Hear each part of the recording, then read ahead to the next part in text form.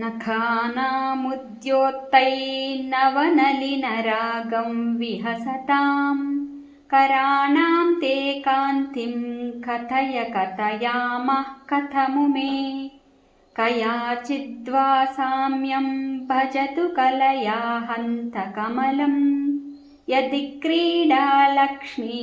चरणतललाक्षारसचणम्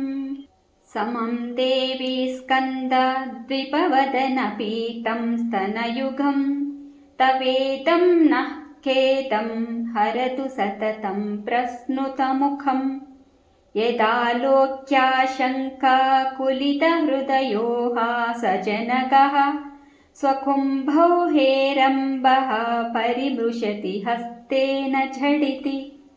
अमूते वक्षोजावमृतरसमाणिक्यकुतुपौ न सन्देहस्पन्दो नगपतिपताके मनसि नः पिबन्तौ तौ यस्मात् अविदितवधूसङ्गरसिकौ कुमारावध्यापि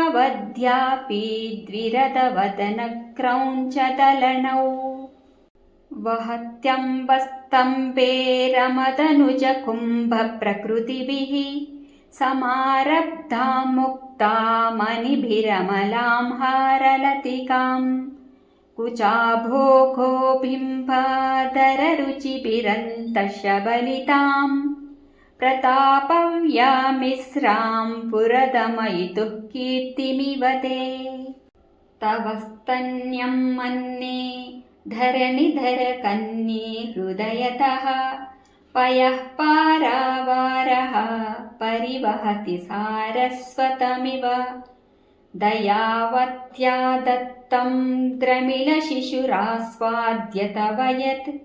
कवीनां प्रौढानामजनिकमनीयः कवयिता।